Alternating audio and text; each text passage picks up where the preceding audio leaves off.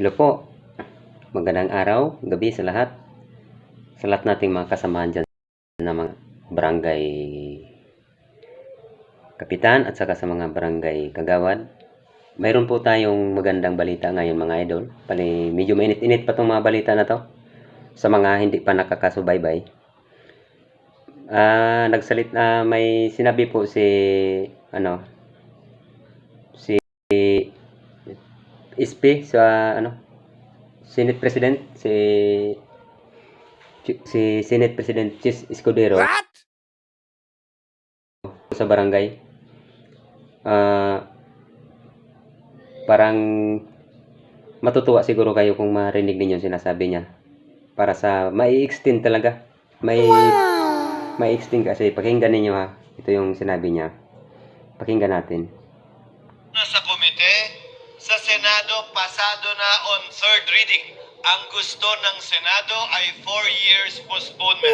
Ang di umano gusto sa Kamara ay 6 years. Ang di umano gusto ng Executive ay 6 years. So, mapakamara, Senado, o Malacanang, lahat ng tatlo gustong i-postpone. Ang issue na lang ay 4 na taon ba o 6 na taon. So, malaki ang chance at posibilidad na pagbalik namin nitong June 2 to 13 na sesyon, yan ay maaprubahan dahil maikli na lang yung panahon para sa December. Magre-resume ang Kongreso July 28, baka maipit na. Sayang yung gagastusin ng COMELEC sa paghahanda kung mapopospone din lang naman.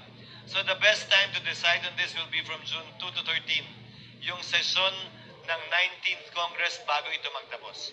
And I think, kung tatanungin niyo ako, sa palagay ko mapopospone ng barangay elections. Ang tanong lang, pang ilang taon? Diba? Ano na? Sigurado na siya.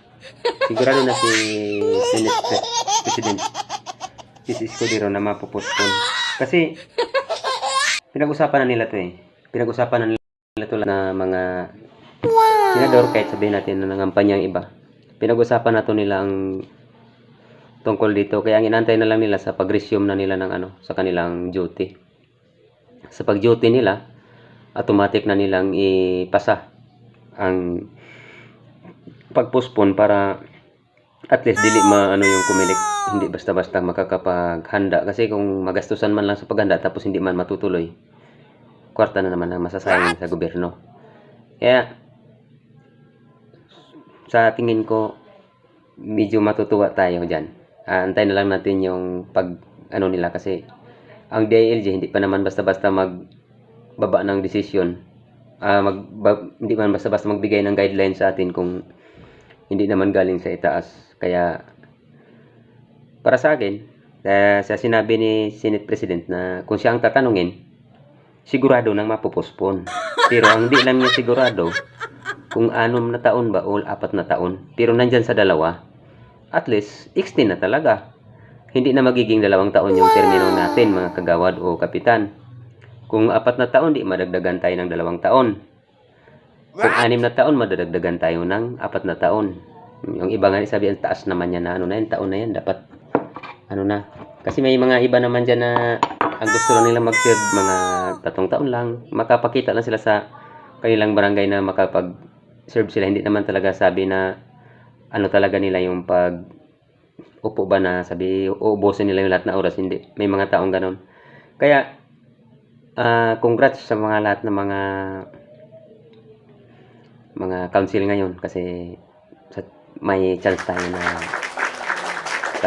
taas na ating pagserbisyo. Kaya focus lang muna tayo ngayon sa pagtulong sa ating mga kung sino yung gusto natin na hindi naman tayo pwede mag-endorso eh. Sabi nila, hindi naman tayo pwede non-partisans ang mga barangay, pero hindi naman pwede na hindi ka magpahalata na wala kang kandidato, mayroon din talaga. Kaya good luck na lang sa lahat ng mga barangay councils sa buong Pilipinas, kapitan, kagawad. Good luck sa ating lahat sa extend natin. Salamat. Mabuhay.